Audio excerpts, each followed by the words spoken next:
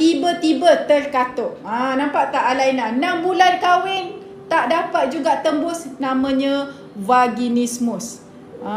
Macam tu Katakanlah you all perasan isteri ada masalah kurang libido.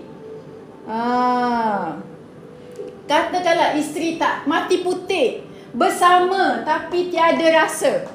Nampak tak ni? Bersama tapi tiada rasa. Dia bersama tapi tak ada rasa.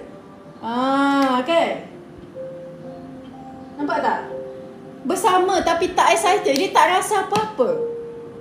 Kan? Manja kata nak turunkan rasa takut tu. Jom manja. Kita ajar dalam kelas. Ada Syafiqah. Tanya kat sini Syafiqah. Kalau Syafiqah tak nak masuk kelas live lah, nak rakaman je, boleh. Ada 2 kelas. Tengok Kak Alia dah sembuh dah. Tahniah Kak Alia. Umur 49, kalau ada haid lagi boleh mengandung. Erman kata suami khusus. Boleh Erman, tinggalkan dulu. Rehat jap. Allah